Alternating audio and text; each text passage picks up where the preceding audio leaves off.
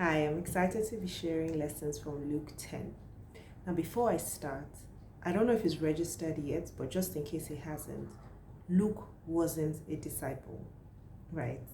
And this was just very clear. And this knowledge actually comes in very handy. It was really important to note as we read today's account of Jesus sending out his disciples.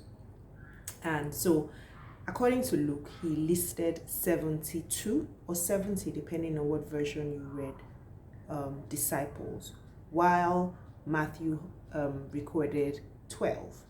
Now, it could be the same story or not the same story, because remember that Matthew has a story of when Jesus sent out the disciples. But nevertheless, it seemed like, Matthew obviously was giving a more personal account because he was actually one of the sent people, and then Luke was really just writing as an investigative reporter. Like I said, he was writing from collecting accounts from lots of different people. So that's one thing to keep at the back of your mind. So now, as I read along, I don't know, are you like me that wondered what verses 18 to 20 really meant? That after the disciples excitedly told Jesus about how the demons obeyed them and sicknesses, bowed when they, demons were cast out and all those things, right?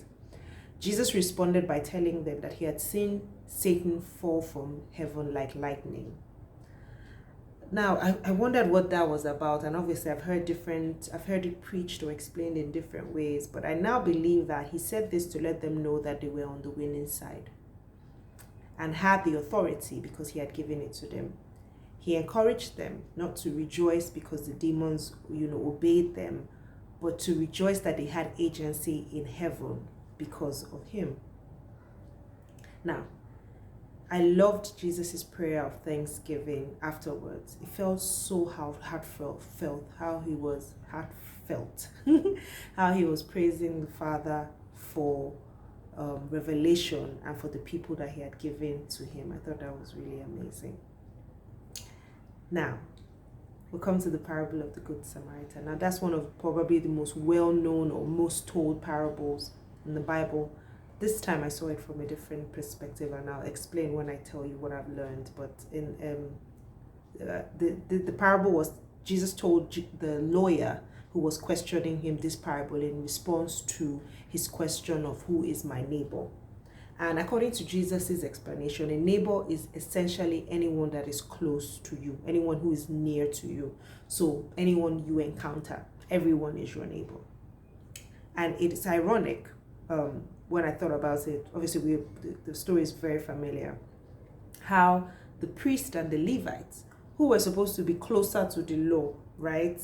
Who were the ones who were supposed to know better, were the ones who avoided the wounded man, and it was a hated Samaritan who, didn't necessarily practice what they practiced, who helped him and cared for him.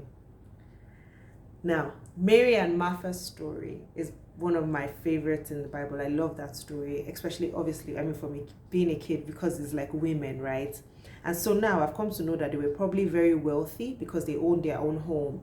It's not very common, at least from the Bible in those times, to see women like owning their own home. So that was really, very significant. And while Martha was concerned about making sure that the hospitality was top notch, especially because for her to have invited Jesus in, she probably knew him, reverenced him, so she was just wanted to be sure that, oh God, everything has to be so perfect for this special guest. But Mary sat at his feet and just held on to every single word that he was saying. Now, his response to Martha wasn't necessarily that what she was doing was unnecessary. He just pointed out the need to prioritize.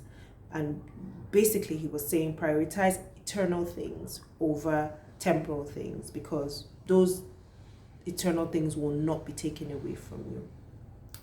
Very key lesson. So here's what I learned about God from these chapters. Jesus is the Good Samaritan. Seems obvious, right? But let me tell you the new twist that I learned about it. They have so much in common.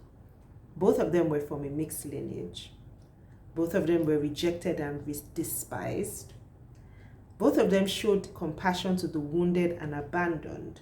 They both personally paid the price for their healing, and they both promised to return. How cool is that? So even though the parable encourages us to be like the Good Samaritan, i.e., as Christians, encourages us to be like Christ, we must also remember that we are the wounded, robbed man who was left for dead, and Jesus came and healed and saved us. Thank you for joining me today. It's always such a joy to share with you, and I look forward to doing the same with tomorrow's Bible reading, God willing. See you here. Have a wonderful day. God bless you.